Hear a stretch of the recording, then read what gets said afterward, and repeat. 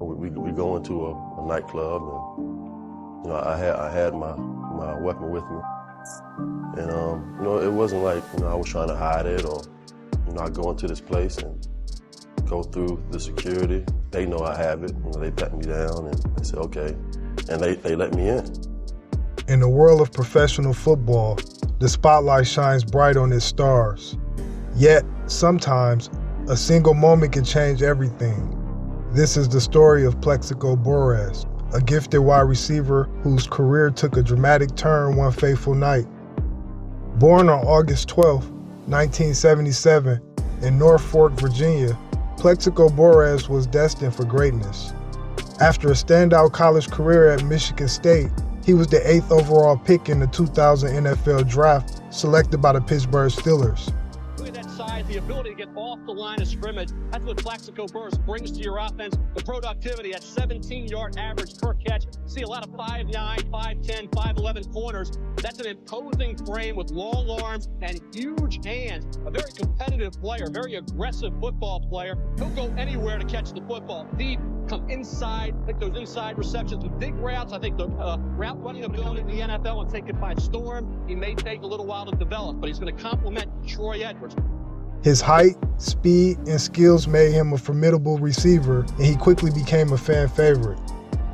Burress' career peaked in February 2008 when he caught the game-winning touchdown in Super Bowl, leading the New York Giants to victory over the New England Patriots. 9 seconds left.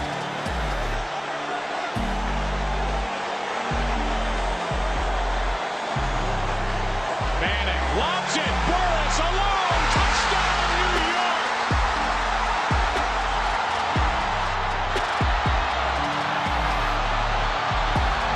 This moment solidified his status as an elite player in the NFL. On November 28, 2008, Burress attended a nightclub in New York City.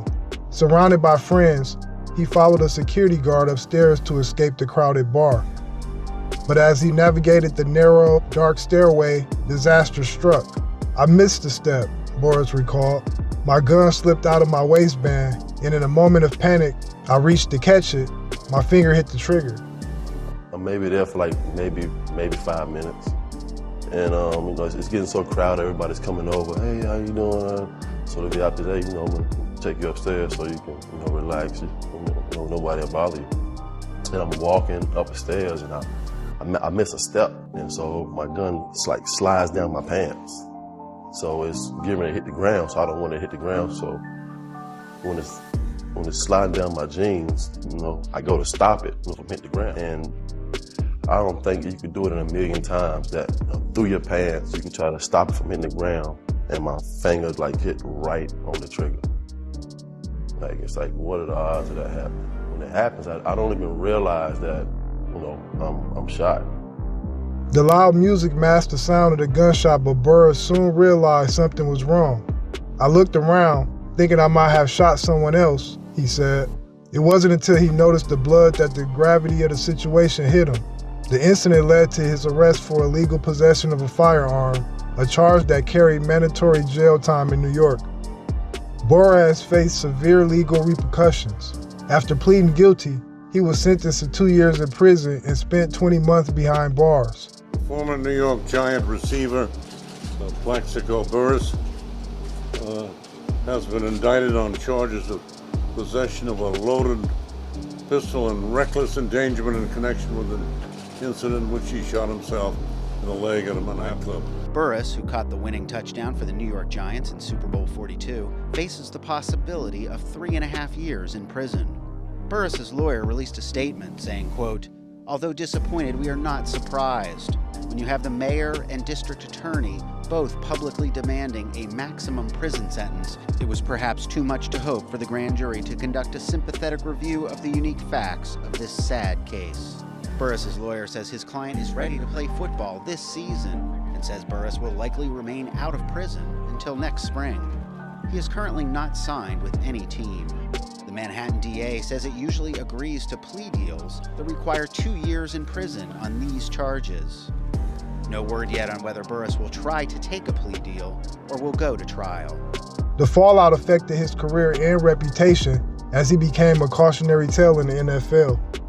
After his release in 2011, Burress sought redemption. When you did, because you ended up doing 2 years, did you have to you spoke to the courts and ask them for sympathy for you to get the 2 years? How did you come and get? No, it was just a plea.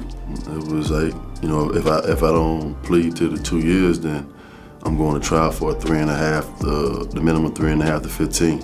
Okay, because that's what he wanted. Mayor Bloomberg said you have to get the 3.5 years. He was saying anybody. Oh yeah, they already had my judge picked up for my trial. Right. So then they gave you the 2 years.